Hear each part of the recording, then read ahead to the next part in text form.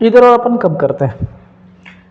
जब आपके पास ऑप्शंस हो एक से अलावा किसी भी चीज़ के लिए। लाइफ में बड़े सारे टाइम ऐसा हो जाता है कि हेलो वेरी गुड इवनिंग, बहुत बहुत बहुत ज़्यादा स्वागत है आपका हमारे इस फाउंडेशन बैच के लेक्चर नंबर 3। क्या पढ़ने वाले हैं हम पढ़ने वाले हैं इनइक्वालिटी में बहुत ही शानदार कॉन्सेप्ट, क्या इधर और। क्या ये बहुत मुश्किल है? आंसर है नहीं। फिर अटकते क्यों हैं बच्चे? क्योंकि कॉन्सेप्ट क्लियर नहीं है। कॉन्सेप्ट समझेंगे उसको, बहुत ही सिंपल एग्जाम्पल देके मैं कोशिश करूँगा कि आपको ये पैटर्न पूरा इस तरीके से बता दिया जाए कि क्वेश्चन को कैसा भी निचोड़ा जाए, कैसा भी घुमा दिया जाए, आप इसको आसानी से समझ के आसानी से कर पाए। आई होप जो पहली वीडियो थी इस सीरीज़ की वो आपको पसंद आई होगी, और ये जो हमारा फाउंडेशन बैच का सेशन है, मैं आपसे उम्मीद करता हूँ कि अगर आप इसको देख रहे हैं तो शेयर ज़रूर करें ताकि बाकी और भी बच्चों तक रीच बन सके। मेरा क्या फ़ायदा होगा? सब्सक्राइबर, ताकि कॉन्फिडेंस बूस्टअप रहे कि हाँ मैं काम कुछ कर रहा हूँ अगर बच्चों के लिए तो मुझे रिटर्न में कुछ ना कुछ मिल रहा है। This is very practical, right. चलिए शुरू करते हैं, देखते हैं पार्ट 2 जिसमें हम पढ़ेंगे क्या। हम पढ़ने वाले हैं इनइक्वालिटी में। किसमें? हम पढ़ने वाले हैं इनइक्वालिटी में। क्या? इनइक्वालिटी में एक कॉन्सेप्ट जिसको हम क्या बोलेंगे? इधर और। यही है ना? आप पहले मुझे एक बात समझाओ छोटी सी। इधर और अपन कब करते हैं?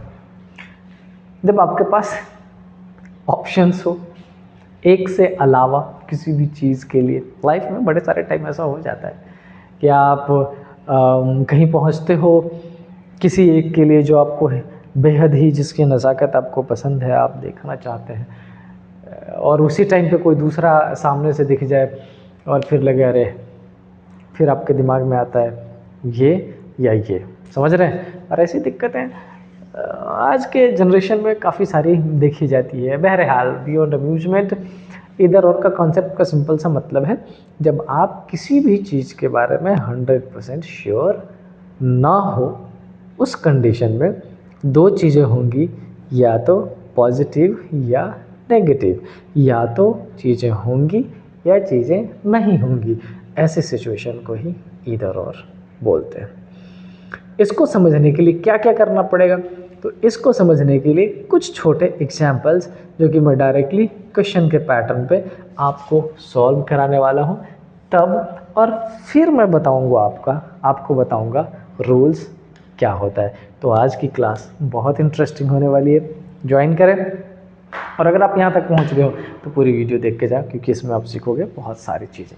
पहला एग्जाम्पल सपोज कर लीजिए, मैंने ले लिया a is greater equal b is greater equal c, और कंक्लूजन में मैंने ले लिया a is greater than c, a is less than c and a is equal to c। Conclusion number, statement number 1, यानी कि क्वेश्चन नंबर 1। अगर मैंने question number 2 ले लिया, क्वेश्चन नंबर 2 मैंने क्या ले लिया? a is greater than b equal to c is less than d, और यहाँ पे मैंने कंक्लूजन क्या ले लिया?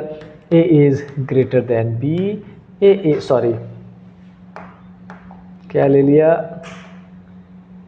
a is greater than d, a is less than d, a is equal to d, a is less equal d, और a is greater equal d। इतनी चीज़ें ले ली।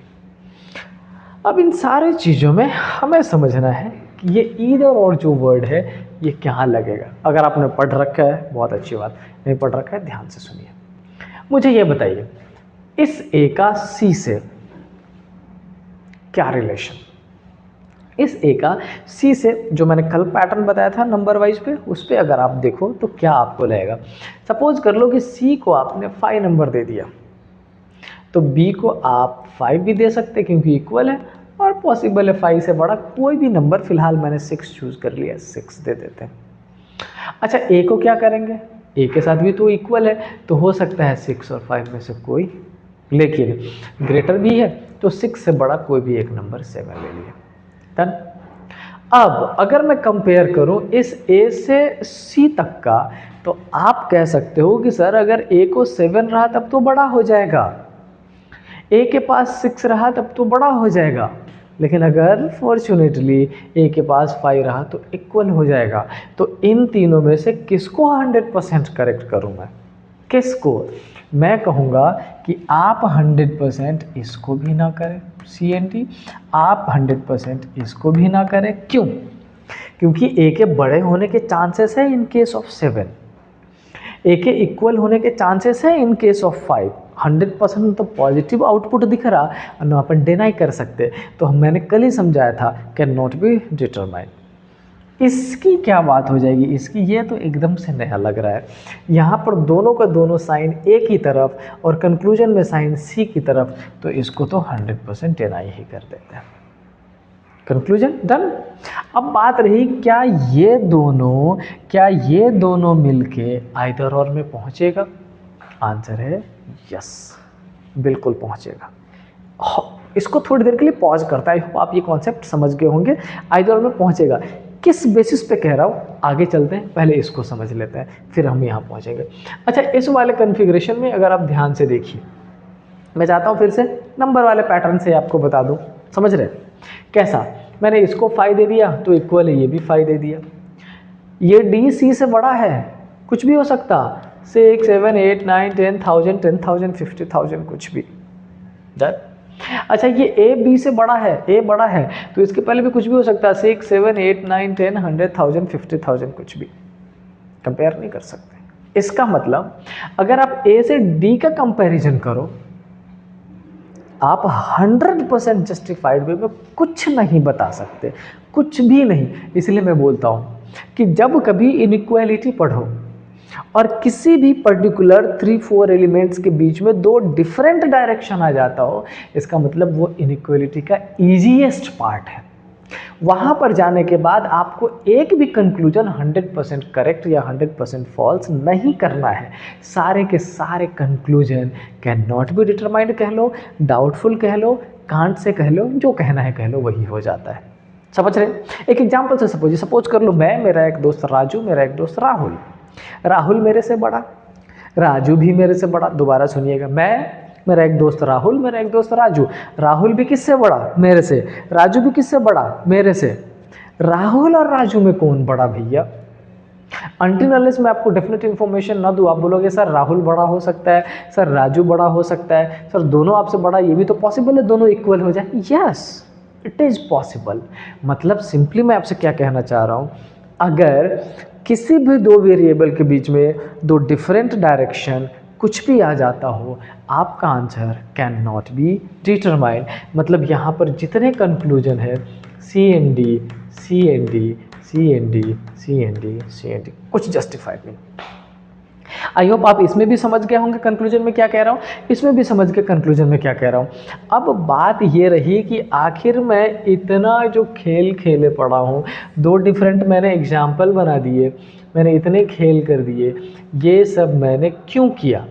ये सब मैंने इसलिए किया ताकि मैं आपको समझा पाऊँ इधर और। कौन सा? ये इधर और। अब समझिए, इधर और के लिए कुछ सिंपल से कंडीशंस है। पहला, मैंने आपको बोला था कि नंबर ऑफ कंक्लूजन कितने होने चाहिए? 2। तभी तो बताएंगे इधर फर्स्ट और सेकंड, इधर थर्ड और फोर्थ, इधर 8th और 9th, तभी तो बता पाओगे। सारे ही कंक्लूजन के अगर स्टेटस की बात करें तो कैसा होना चाहिए? CND, जिसको अपन डाउटफुल बोले, कांट से बोले, whatever you want to speak, just speak. उसके बाद आप क्या बोलेंगे? इसमें आप बोलोगे एलिमेंट्स कैसा होना चाहिए? सेम। बट मैं यहाँ पर लगाऊंगा, मैं यहाँ पर पहले इसको बैक करूँगा, मैं यहाँ पर लगाऊंगा क्या? मैं यहाँ पे लगाऊंगा स्टार। कई बार एलिमेंट सेम नहीं भी होगा तब भी इधर और में जाएगा, कब? मैं बताऊंगा आगे। उसके बाद अगर बात कर लें किसकी? साइन की। साइन समझ लीजिएगा, अगर स्टेटमेंट में सारे क्वेश्चन कैसे गिवन हो?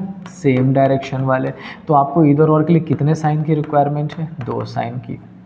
अगर आपके कंक्लूजन में स्टेटमेंट में कैसा हो? डिफरेंट डायरेक्शन, तो कितने साइन की रिक्वायरमेंट है? 3 साइन की। अब ये मैंने क्या बोल दिया और ये क्या है, समझिए एक बार ध्यान से। सबसे पहले अपन उसका यूज़ करेंगे इधर। कह रहे कंक्लूजन 2 कंक्लूजन होने चाहिए। आई डोंट थिंक ये कलर आपको दिख रहा होगा। कितने कंक्लूजन दिखने चाहिए? 2। डन। अच्छा, यहाँ अगर ध्यान से देखो, बहुत ध्यान से देखो, एक ये कंक्लूजन तो हमने 100% रॉन्ग करके एलिमिनेट कर दिया है, तो कंक्लूजन बचे कितने हमारे पास? 2। यस। स्टेटस कैसा होना चाहिए? डाउटफुल, जो 100% राइट या रॉन्ग ना हो। फॉलो, डू नॉट फॉलो से अलग हट के सोच रहे हैं, राइट या रॉन्ग, दोनों का दोनों CND कर रखा है। रस। एलिमेंट्स कैसा होना चाहिए? सेम, स्टार बाद में चेक करेंगे। एलिमेंट्स सेम, यहाँ पर भी A और C और यहाँ पर भी A और C। अच्छा, साइन मैंने बोला कि भाई सेम डायरेक्शन में तो 2 ही साइन होने चाहिए। अच्छा, सेम डायरेक्शन में 2 ही साइन इसलिए बोला क्योंकि या तो A C से बड़ा होगा या तो A C के इक्वल होगा, यही तो हो सकता है। कितने साइन? 2। या तो A C से छोटा होगा या तो A C के इक्वल होगा। कितने साइन? 2 ही साइन तो हुए, इसलिए मैंने यहाँ पर क्या पुट कर दिया। अब अगर इन सारे ही कंडीशन को जस्टिफाई कर दिया, इसका मतलब ये कंक्लूजन इस पर्टिकुलर स्टेटमेंट के बेसिस पे हो गया। अगर मैं इसको नंबरिंग दे दूं 1 और 2, तो इधर 1 और 2 का कॉन्सेप्ट क्लियर? यस। अब आते हैं इसमें, ध्यान से समझिएगा। इस वाले में सारे ही डाउटफुल है। स्टेटस CND, कंक्लूजन 2 नहीं भाई 5 कंक्लूजन लिख रखा है मैंने। इनफैक्ट मैं इक्वल है ना, एक और कंक्लूजन लिख देता हूँ ताकि आपके दिमाग में इस तरीके से पैटर्न पुट कर दें कि हमेशा ये भी डाउटफुल, हमेशा के लिए क्लियर रहे। डन। 6 कंक्लूजन कर दिया। अच्छा, एलिमेंट्स सेम, फिलहाल मैंने सब में सेम ही ले रखा है। ये स्टार मैं बाद में बताने वाला हूँ, आज बताऊंगा ही नहीं, नेक्स्ट क्लास में बता देंगे। सेम है। मैंने बोला डिफरेंट डायरेक्शन तो साइन कितने चाहिए? 3। याद करिए, एक एग्जाम्पल मैंने बताया है राहुल और राजू का।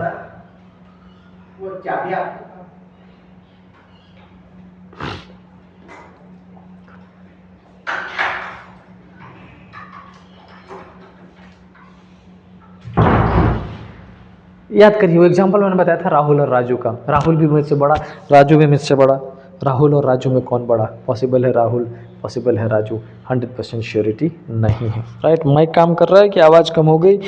अभी तक आ रही होगी, इस वीडियो तक आ जाएगी, फिर देखते हैं अपन। ठीक है, तो राहुल के बड़े होने के चांस है, राजू के बड़े होने के चांस है, यानी कि राहुल के छोटे होने के, और दोनों के इक्वल होने के। कितने sign? 3 sign. Now let's check. अगर मैं इस कंक्लूजन की बात करूं तो इसके साथ कौन सा कंक्लूजन पुट करूं कि कितने हो जाए साइन? 3, बट कंक्लूजन कितने रहे? 2। ध्यान से समझिएगा, इसकी पेयरिंग कैसे होगी, इसकी पेयरिंग कैसे होगी। पहले मैं ज़रा इस भाई साहब को छोटा करके साइड में रख देता हूं ताकि मैं आपको इजीली समझा पाऊँ। ये कंडीशन यहाँ, पहला पेयर अगर A is greater than D तो दूसरा pair A is less equal D। क्या सारे ही रूल को जस्टिफाई करेगा? 2 conclusion, A CND, already CND, sign element same, yes. Sign कितने? 3, 1 2 3। क्या ये पेयर फॉलो कर रहा है? यस।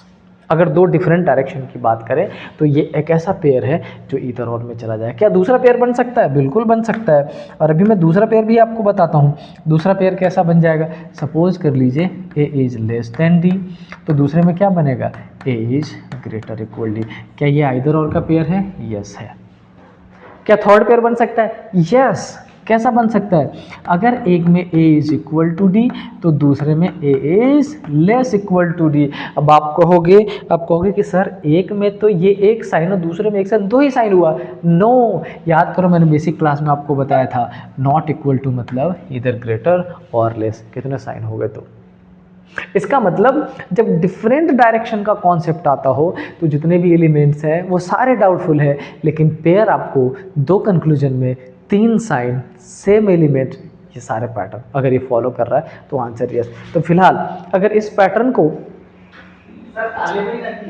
ठीक है, फिलहाल अगर इस पैटर्न को कंसीडर करें तो हमारे इसके साथ ये बनेगा इधर और, इसके साथ ये बना दिया इधर और फिर ये दोनों बन जाएगा इधर और। डन।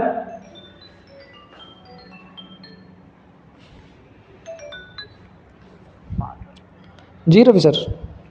आ जाओ ना भाई, आ गया मैं। आता हूँ।